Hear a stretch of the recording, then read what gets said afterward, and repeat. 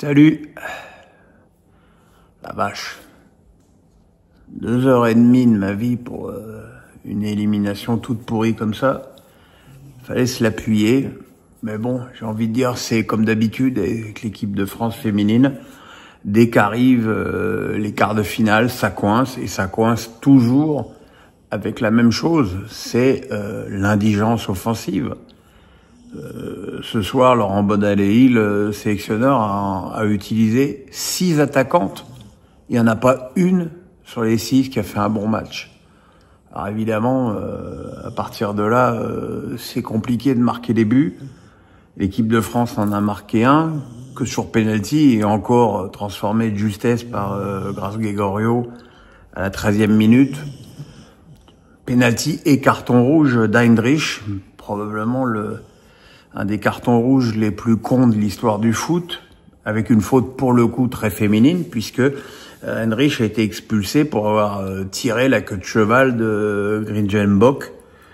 C'est évident que des footballeurs masculins qui ont les cheveux aussi longs que Mbok, il y en a pas beaucoup. Donc peut-être Cucurella à la rigueur, mais bon, et encore je suis pas certain qu'un mec aurait le réflexe de faire ça. Enfin bon, bref, on n'est pas là, surtout pas là pour faire des comparaisons qui seraient de toute façon extrêmement désagréables. Donc l'équipe de France, au bout de 13 minutes, se retrouvait à 11 contre 10 et menant au score 1-0. Et quand l'Allemagne a égalisé sur coup de pied arrêté avec cette tête au premier poteau de Nusken, on s'est dit que de toute façon le temps était l'ami des Bleus. Mais bon, le problème c'est que l'équipe de France, elle a joué 107 minutes en supériorité numérique et qu'elle n'a jamais réussi à marquer. Alors si, elle a marqué un but avec cette talonnade de Cascarino refusée pour une demi-pointure. Vous connaissez ma position sur ces hors-jeux que j'appelle les hors-jeux à la con. Ça fait maintenant plus de 2 ans que je vous en parle.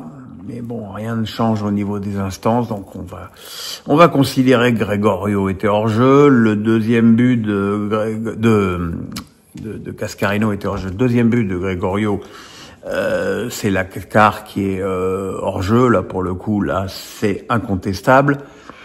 Donc voilà, mais sinon, il a fallu une tentative contre son camp d'une tête lobée allemande, où Berger, la gardienne, a fait un arrêt exceptionnel, et puis le tir sur la barre de Mallard à la dernière minute de la prolongation, mais je suis même pas certain que Berger ait été battu sur ce tir.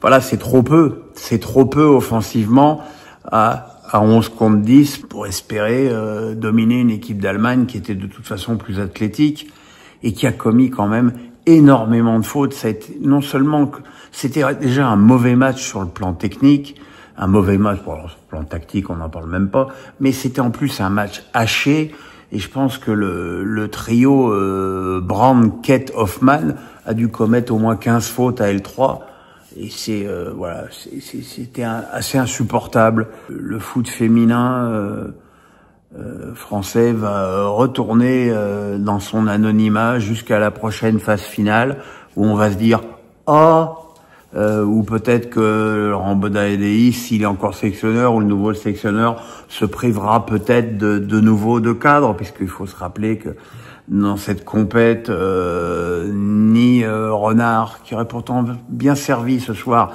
ne serait-ce que pour permettre aux Bleus de tirer les corners directement dans la surface, fin de la parenthèse, ni Le Sommer, ni Kenzadali. Il y aura peut-être 3 prochaines victimes, puisque les sélectionneurs se suivent et ne se remettent jamais en cause. Et pourtant, le football féminin français n'avance pas. Moi, j'ai connu une période où il y avait des footballeuses d'un tout autre niveau. Alors évidemment, c'était incarné notamment par Louisa Nessib, qui était pour le coup, elle, une footballeuse merveilleuse et sublime sur le plan technique.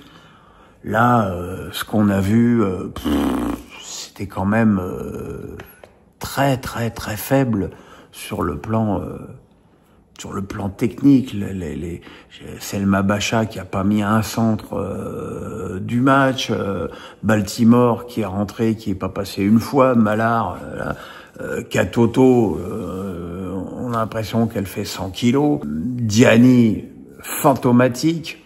Donc voilà, c'est le bilan offensif des Bleus, il a été catastrophique.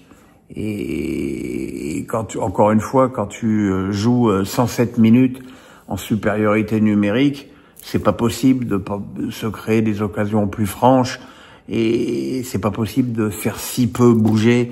Évidemment que les Allemandes attendaient à 8 derrière, elles n'allaient pas se découvrir en plus, faut pas rêver.